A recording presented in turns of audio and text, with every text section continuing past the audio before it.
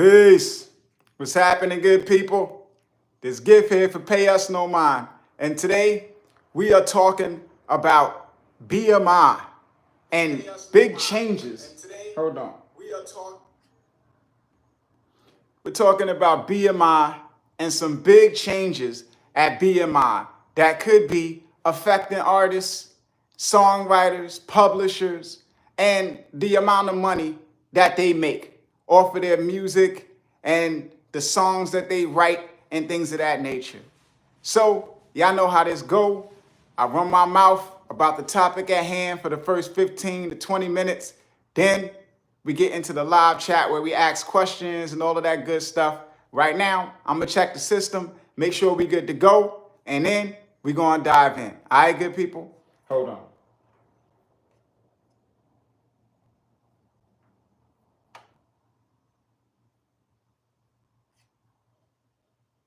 Let me make sure we all right.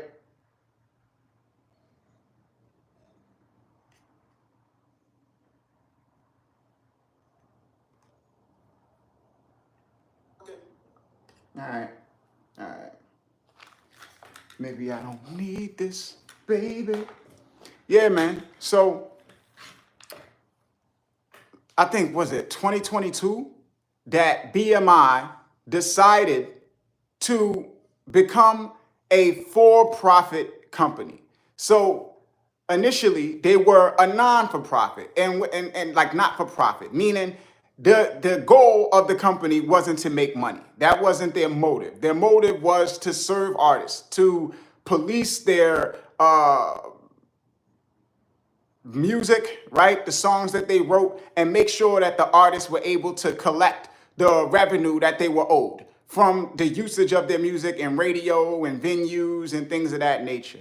This switch to for-profit means that they're about money and they're about making money and trying to figure out how to make as much money as they possibly can. Now, where that impacts artists is, y'all ever got those emails from a company or something, like some service you subscribe to, Netflix or something of that nature, where they send you these emails and they'll say something like, we're raising our rates $3, but it's for you. We're raising our rates $3 so we could provide a better service to you. And then you look and you say, okay, well, how so? And then they just basically change the names of all of the stuff that they already give you to make it seem as if they're giving you something new and they're not. So it's like with BMI, they make this change. They say, oh, this is for the betterment of the artists that we represent. We are doing this so we can better serve them, so we can go out and invest in our company and invest in growth and invest in better technology to track when music gets used and things of that nature. But what's one of the first things they do when they become a for-profit company? They change their pricing.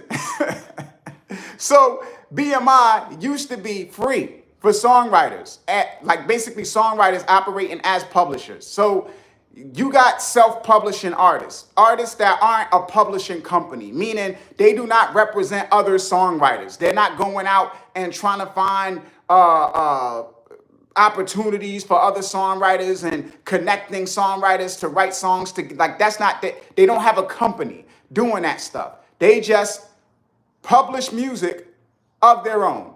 Like when you put a song up on Instagram, you've published the song. When you put a song up on SoundCloud, you've published the song. So a company like ASCAP splits it and charges you $50 to register as a songwriter and $50 for you to register as a publisher, and will only pay you what you registered as. Only pay you for what you registered as. So if you registered as a songwriter, then you get that 50% that you owe for your share as a songwriter. And if you register as a publisher, then you get that 50% that you owe as a publisher. And in order to collect 100%, you have to register separately with ASCAP as both. So BMI says, you know what? You are not a publisher, and we're not going to force you to be one. You can just register as a songwriter, and we'll give you 100% of the revenue that you're owed as a songwriter, the publishing share and the writer's share. Now, technically they're looking at it and they're saying, you are not a company. You're just an artist that's writing songs and stuff. So you probably ain't got it like that. So they charge the publishers like $150 in order to register with ASCAP. So with the publishers, it was $150. And with the songwriters, it was free. So no money it cost you to register with BMI as a songwriter. Now that they're for profit, it's $75. Now, songwriters have to pay $75 in order to register with BMI. And what do they say? To better serve you, my dear. Right? That's just to better serve you. You know, that's $75 fee. And now I believe the cost for publishers is like $200 or somewhere around there. So it's like they raised the price of registering as a publisher and they raised the price of registering as a songwriter. Now, what happens with this is, I don't know if this is really beneficial to songwriters, right? Because effectively, what this allows them to do is to go out and buy other companies, do things like that. So BMI could go out and buy a company like SongTrust, right? And roll it into BMI, where SongTrust collects mechanical royalties. That would allow BMI to extend themselves and collect mechanical royalties, or maybe create technology to do something like what Sound Exchange does with collecting for performance royalties, right? Like they could make those types of maneuvers. And that would be good in a sense because it would allow them to collect more revenue. But then you think about it and you say, okay, well, spending that money to invest, they're going to want to fund that investment. And where is the funding for that investment going to come from? You know, if they don't get like basically investors or something like that, then they have to get that money from the artists. So then you're talking about not just raising the rates, like where they charging a songwriter $75 and the publishers $200 and whatever have you. Now you're talking about maybe introducing something like membership dues, like how CSAC does, where you got to pay something annually in order to maintain your membership with BMI, to create the revenue for them to be able to go out and acquire other companies and invest in technology and things of that nature, you know? So that money has to come from somewhere, right? And another thing that recently came up is a lot of songwriters are questioning BMI and their revenue and all of this other stuff because there's rumors that they're trying to sell a company altogether. Like they basically became a for-profit company to make themselves more appealing in order to attract a buyer. So they might be for sale. And if they get bought by another company, then it's like, oh, you know, because now you got somebody who is, if somebody buys BMI, their goal is going to be profit, straight up and down. How do we get the most money out of this company that we purchased? That's what they're going to be looking for, you know? So you look at it and you say, okay, well, where are we, you know, right? And I think, you know, at this time, man, I mean, if I'm choosing a PRO as an artist, I'm probably rolling with ASCAP right about now because there's a lot of uncertainty around BMI and what's happening over there, you know? And being on a company that is about to sell to somebody else, and you don't know what their new direction will be and what their motivations will be and how it's going to all play out for you, just isn't an appealing circumstance or scenario, you know? Now, these companies, they serve this purpose of going out and policing your work, right? Hold on.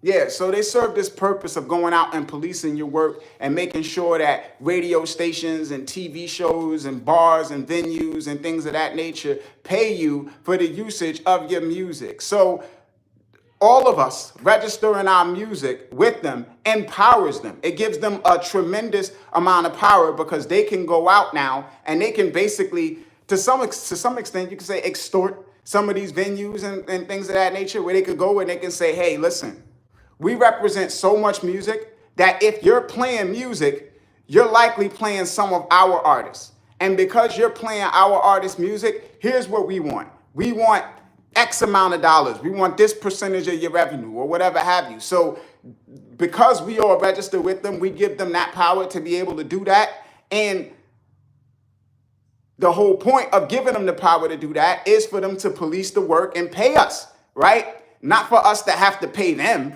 and keep paying them a lot of money in order to do that. Then it's kind of like, all right, well, because listen, man. Yeah, man. And then at the end of the day, they all have basically systems in place to make sure that the people who are at the top make the most. So it's like already the artists at the bottom don't get much no way. So it's like now trying to charge them anything extra is a bit absurd.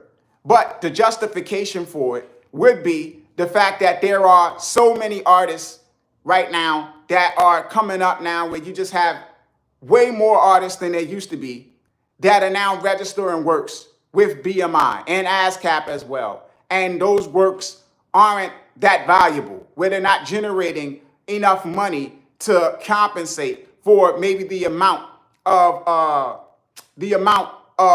customer support that has to go into it, where you got to pay reps to be able to get on the phone with people and resolve issues. And ASCAP and BMI, they got membership cards that they send out to people and all of these different types of things. So it's like the whole point is we represent all of these artists. These artists do stuff that makes money, and then we're able to make, because they survive off 20% of the revenue that they collect. So the more revenue they collect, the more that 20% represents. If artists aren't generating a much money, then they don't make much money. You know what I'm saying?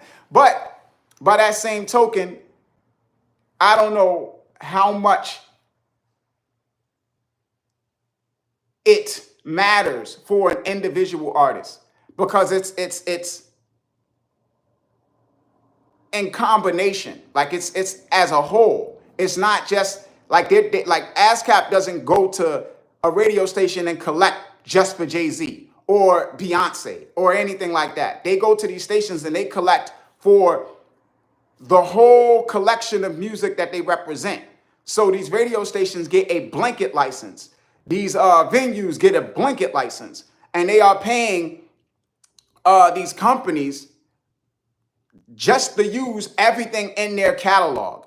So it doesn't really matter much whether an individual artist's music gets used a lot or not, as long as they have music in their catalog. So if they tried to make the justification, hey, all of these artists are registering, we need to make more money in order to represent all of these new artists that's jumping on board, I don't know if that makes a whole world of sense, because it's not like even if those artists was getting more radio airplay or getting more played at more venues or doing more concerts, it's not like that's going to make more money for ASCAP, or BMI. It's not going to drive more revenue. So that wouldn't be a good justification. At the end of the day, this is just about them trying to sell the company, one, and two, figure out ways to enrich themselves. What can we do to make more money to put in our pocket? Because if they go out and they buy a company, the revenue from that company, pardon me, y'all, I'm on my phone, right? Broadcasting live from my phone. But yeah, man, I mean, the reality of the situation is, they are trying, where was I at? I lost my train of thought trying to reset this whole thing, man. But yeah, man, I mean, these companies are out to put money in their pocket and acquire, going back to the Song Trust thing. So let's say they go out and they acquire a company like Song Trust, right? Everybody that registers with Song Trust has to pay $100 to register with Song Trust. So you got to pay $100 to register with Song Trust, and then they take, 15% of the publisher's share of the revenue that they collect. So if they acquired a company like that, all of that money that comes from each artist registering with them, that $100 fee and that 20%, that would go to BMI, the company.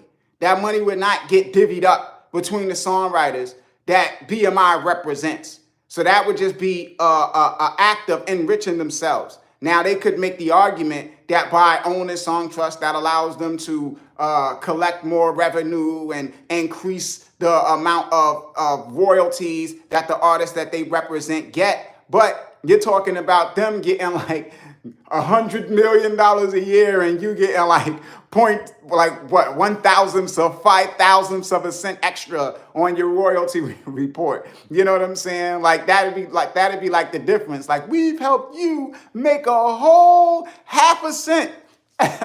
You know, so this is like, yeah, man, it's not something where I'm looking at it and being like, yeah, you know. And this is the thing with a lot of this stuff that's happening right now, man. It's a lot changing. I mean, I've just noticed with YouTube even, and creating a new channel and the new rules with creating new channels, man, and how it's like you gotta like give them all of this information in order to go live and in order to monetize and all of this different things. So it's just like another I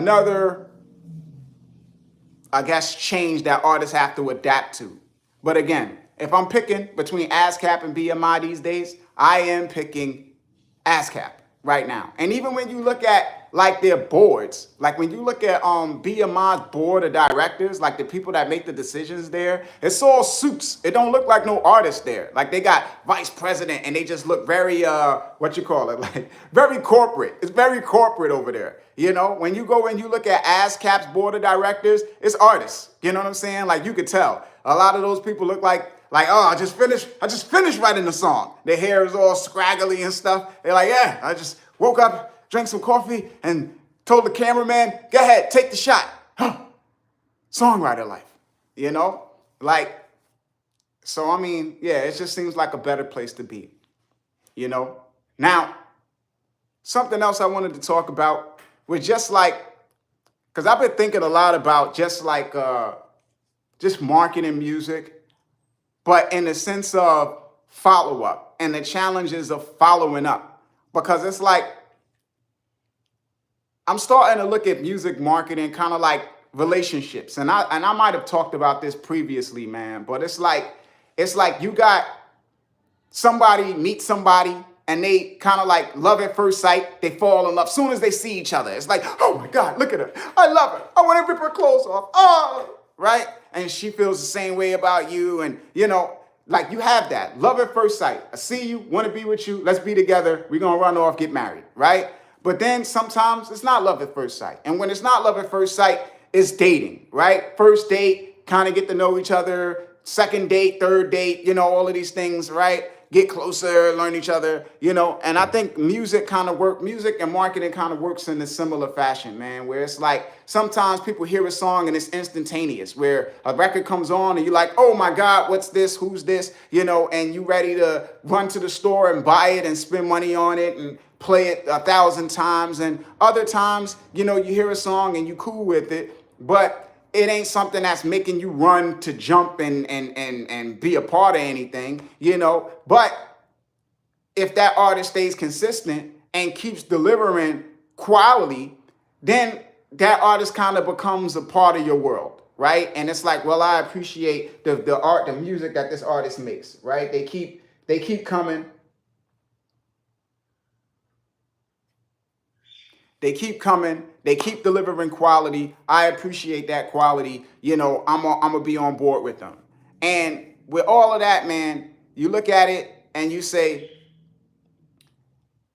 is it worth it to like invest in creating that system, the system of being able to connect with the people that are exposed to your music? Or does it make sense to just basically focus on the whole aspect of just letting the music speak for itself?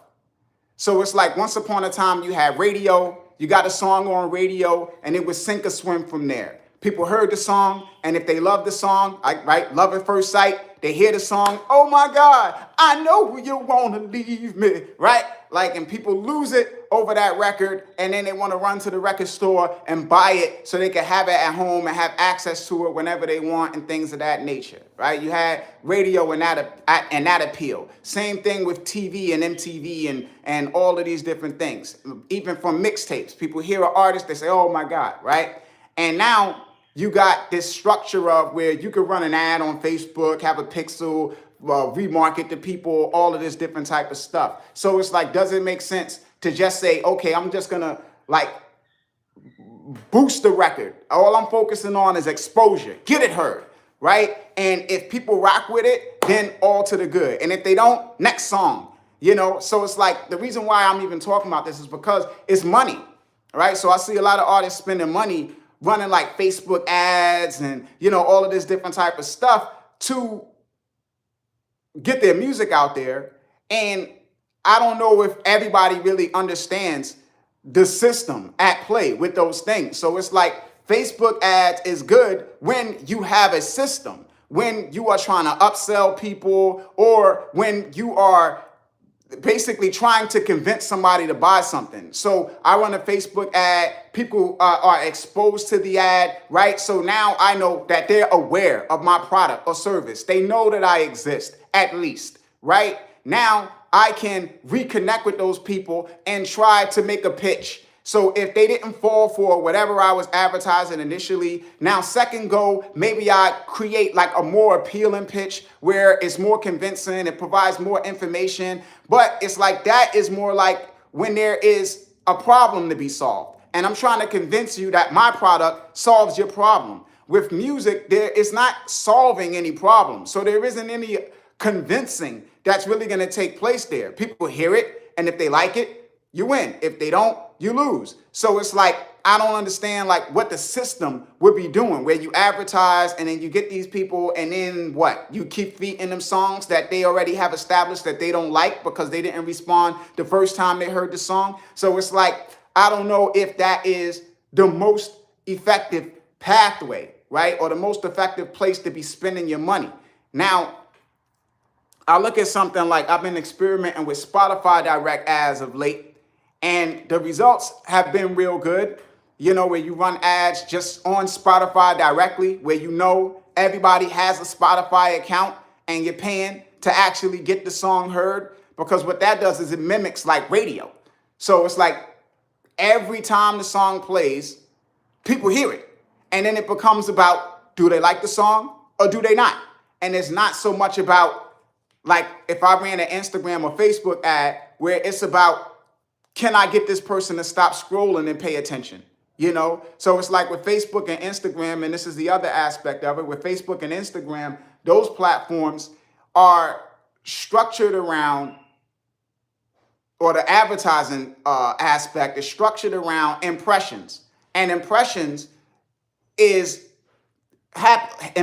take place anytime the content loads. So when somebody opens up Instagram, if your ad is there, that's what you get charged for. If they scroll through the feed and your ad is there, you get charged for that. So it doesn't matter if they respond to it. It doesn't matter if they really see it or anything like that. All that matters is that it's there. So you are paying technically to occupy space. You are not paying to be seen. You're not paying for actions. You are paying to occupy a space. That's what you're paying for. And then on top of that, it's like Facebook, they don't know whether somebody has a Spotify account or something like that. So that's the thing with the whole follow-up aspect, where you can have people in remarketing lists, but you don't even know whether those people actually have Spotify. You don't know how active they are on there. None of those things do you know. You know, all you know is that that person clicked the link to go to Spotify. You don't even know if they listened to the music when they got there, you know? So that's the whole thing. But it's like with the Spotify Direct ads, they run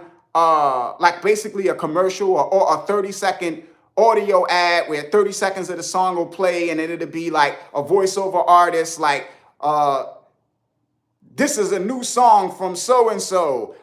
This is love, hip hop and R&B. Click the banner to hear more, right? And now that person hears the song, and then it's like, do I like it enough to click the banner to hear more or not? And it's like, yo, man, at the end of the day, yo, that's a sweet deal to me, because it's like it's about the music. I don't have to go and try to create a video or some type of visual content that will make you pay attention to click to go someplace else, where you got to click to go to someplace else in order to get to the place where you got to stream the music. Now, the drawback that I saw with it is the fact that it was like follow up, So it's like Facebook, we don't know who is streaming the music. We don't know whether those people have Spotify accounts and things of that nature. But with Spotify, we don't have access to that audience, right? Or somewhat we have access. So with Spotify direct ads, you can advertise with Spotify directly to the audience that is streaming your song, but only if you have a certain amount of listeners, monthly listeners. So you have to have like 10,000 monthly listeners. Now, this is what Spotify identifies as a fan as far as monthly listeners go. So you can have 10,000 monthly listeners and not qualify as having 10,000 monthly listeners, because let's say those people are streaming your music from playlists. Spotify doesn't view that as like a fan. If all of the music streams that you get from that listener come from playlists, they're not going to say that person is a fan. You need on-demand streams from that user. And if that user is on the free tier, they don't have the ability to stream your music on demand. So if you have a lot of free users streaming your music, then you are going to really experience a lot of difficulty getting the amount of listeners that you would need to be able to target your audience on Spotify with ads, directly on the platform. And adding to that is the fact that their ads only reach users on the free tier. You know what I'm saying? So it only reaches users on the free tier. So that's the rub. So effectively, you're trying to get enough people to listen to the song to trigger something, to trigger the algorithm and get more streams from their playlists that serve people who are not on the free tier. And if you make that happen, then a lot of good things can happen. But if you don't make that happen, then, man, it is what it is, right? So I'm going to check the chat room, man. Shout out whoever joined in, man. And then I'm going to get up out of here, yo. All right, man. I just want to say what's up to DPM Music Distribution. Was good. Zope Belafonte, what up? Cartho was good. Chris Cash Music, what's up? Video 4.0 was good. Long Distance Traveler, my guy, was always good to see you in the building, man. So, yeah, man. If anybody got thoughts they want to share or anything like that, man, let me know.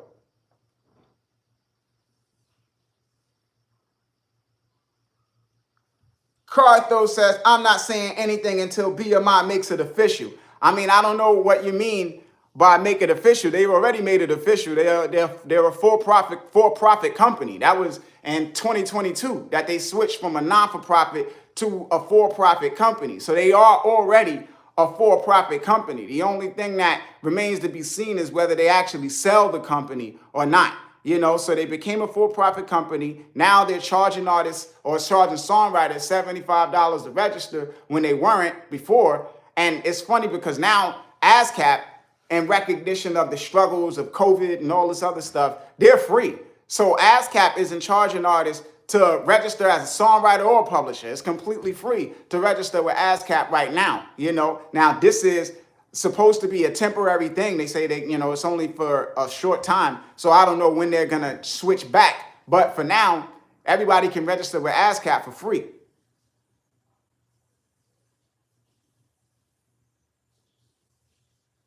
Cartho said, what happens to the already registered artists? I mean, if you're already registered, I don't think it impacts you. It impacts mainly the artists that are new. So with what already registered artists would be looking at is what new direction they take overall, being a for-profit company.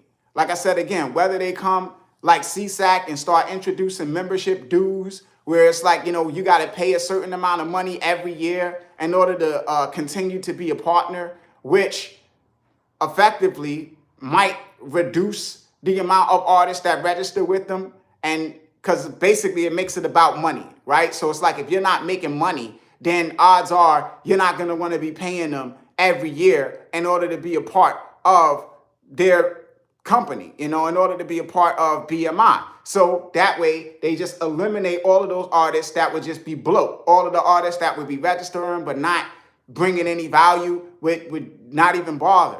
But at the same time, it's a negative because if they start doing that and then other companies like ASCAP pick up on that, then it's like artists are left in the wind that aren't making money and can't get their works registered. And, so then it could be a real bad thing for songwriters in general if it all just becomes about only the people who are making money can get their works tracked and policed.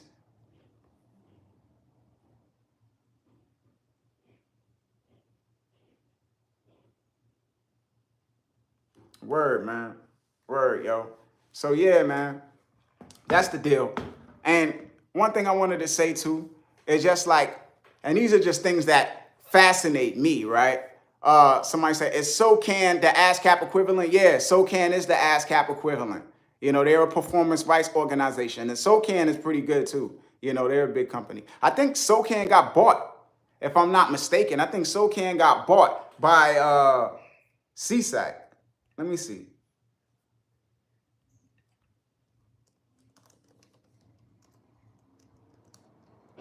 Yeah, let me see.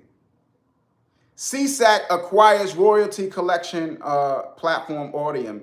No, they bought something from SOCAN. Okay, so CSAC bought Audium from SOCAN. They didn't buy SOCAN. Yeah, all of these acquisitions and mergers and all of this different type of stuff, man. But yeah, man, I mean, yeah, yo, all of this stuff with music registrations and making sure your work is tracked and that you're collecting all of the royalties for the work that you're putting out there and all of this other stuff, man. It's really, really complicated and not because there's not a lot of places to register, but at the same time, kind of keeping up with all of the changes that are happening right now, which is like we're in a lightning round of changes. Every time you turn around, one company getting bought by another and changing rules with this and changing monetization structure with that and all of this different type of stuff that's going on. It can make your head spin. And for a lot of artists, man, the focus isn't on those things because you look at it and it's like, well, these are micro pennies. I want to focus on the big money, which is get popular, get famous. You know what I'm saying? And that is somewhat true, right? Because if you get big enough, then this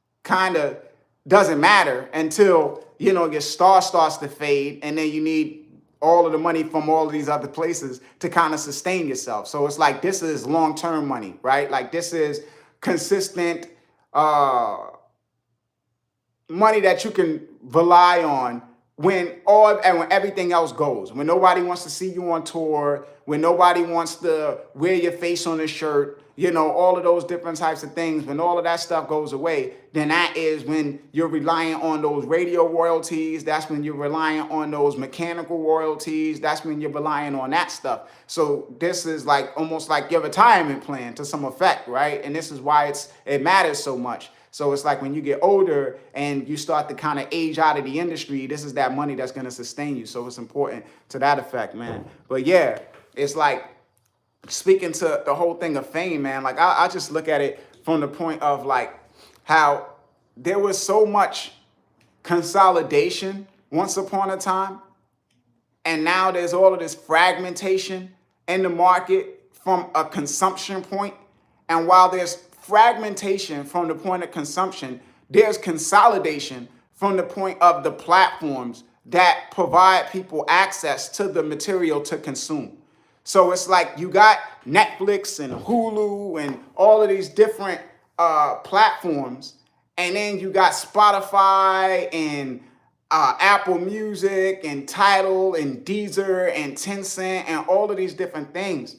But the companies that own them and the companies that own shares, like own stock in these companies, are all the same companies. So it's like Disney, Universal, Tencent, all of these different companies are all owned in part by the same companies. Like it's a small group of companies that own all of these companies that everybody goes to stream music. So as we fight for our crumbs and we say, oh man, I'm only getting X amount of streams and it's only bringing in X amount of dollars and stuff like that, they win no matter what, because they make money if people go to Deezer. They make money if people go to Tidal. They make money no matter where people go because they part own all of them, And at the same time, with the fragmentation in the market for us, where that negatively impacts us is that once upon a time, you could pop just by being in the right place. So going back to the radio example, you got Hot 97, which was a hip hop and R&B radio station that served the tri-state area in New York, right? You got a song on Hot 97. Everybody in that area heard that song. If it was in rotation, everybody knew it existed. Even if they didn't like it, they knew that it existed. So you got that kind of attention just by being there and getting played on the radio consistently because everybody was listening to the same radio station. So then if you had so let's say you had the single in rotation and then you drop the album. Now you got the album and it's coming out and you want to promote the album. Where are you going to promote the album? On the same radio station that was playing the single, because that's where everybody has heard the single. And if there's anybody that would be interested in the album, it's the people that have heard the single. So they go back to the radio station, they run ads there, they do interviews there and stuff like that because it's the same audience, and extending that out, you look at the mixtape era and Lil Wayne and all of these artists that pop from mixtapes, you had websites that everybody used to go to get the to get the mixtapes. You had datpiff.com, you had live mixtapes, you had coast to coast mixtapes. These were the websites that everybody went to get the mixtapes. So you put up a mixtape on one of these websites, DatPiff. Everybody that goes to mixtape sites goes to one or all of those sites. So if you got an audience that rock with you from the first mixtape you drop, when you drop a second one, all you got to do is put it up on DatPiff or live mixtapes, and you're reconnecting with the same audience. And then if you drop a video, the same people that was going to DatPiff and coast to coast and stuff like that was watching videos on World Star Hip Hop. So if you was dropping a music video, where do you go drop the music video? World Star Hip Hop, the place where everybody that's using DatPiff and these websites go to. So you knew exactly where to find the audience. This is where everybody is. All I got to do is go here and expose it. And if it's something worth people paying attention to, I win. And it was as simple as that. But now you have all of this fragmentation where everybody's in a different place. Everybody's in their own silos. So it's like this person is in a world that this other person has no idea exists. So you have artists where they could be big in a certain section, and then I might not have no idea who they are. So it's like when I was coming up, the artists that we listened to, our parents weren't fans of them. They didn't listen to them, but they knew of them. So if you was like, yo, mom, let's say somebody said something about Tupac or something like that. My mom would be like, oh, that peanut head boy or something like that, because it's like, oh, I know of him. I've seen his videos on MTV. I've heard his songs on the radio. I hear my son playing his music in the house. I know of him. But, and that's the thing too, right? Because you used to have the record player that you had to play and everybody used to hear it. Now people walk around with their headphones and only they hear it. So yeah, again, it's solitary. The music experience has become so solitary that nobody really knows what this other person is listening to. So it's like now it becomes really important for artists to be able to connect with their audiences and bring them into a world, right? Because you got to form a community to a great effect, because there isn't really a way for the music can move, people can share music and stuff like that, but it's a challenge to rely on that, man, to rely on people just to be inspired and feel like, yo, let me go out there and tell the world about you. So it becomes more important to kind of develop, I'm not going to say so much as a way to, not so much like basically acquire them, like collecting emails and stuff like that. I would say it's more important to make an impactful impression, right? Where you make an impression where these people are like, oh man, I want to follow up with this guy. I want to be a part of what it is that he has going on. I want to be a part of this community or whatever have you. So if like if you establish some type of culture with your fans, you know, where it's like we all come from group homes, right? We all have experienced these trials and tribulations, and I'm sharing these experiences with you. I talk about it in my music. I talk about it on socials and stuff like that. Then you create a community without creating a community. Like it's not like a Facebook group. It's not a Discord server, but everybody has this collective experience, and it's connected to you. Like you're the leader of that experience, right? Like you're the person that's kind of like the driving force behind it, and everybody is kind of like living through you. You are telling their stories, and you are the reason why they don't feel alone, right? Because it's like, well, nobody else knows what I'm going through. Nobody else knows my experience. This guy gets it, right? And now you have a community because you are the one that get it. So yeah, man, that's I think that's like the last thing I'm gonna say, man, before I get up out of here. But yeah, man, as always, you guys can hit me up at PayUsNoman on Instagram, at PayUsNoman on Twitter, PayUsNoman@gmail.com. There's links in the description box to discounts on TuneCore and all sorts of other services that y'all might need, as well as products and stuff like that that your old boy Gift here has available. Again, this is Gift signing off. Pay us no mind. Peace, good people. One. Do do do do do.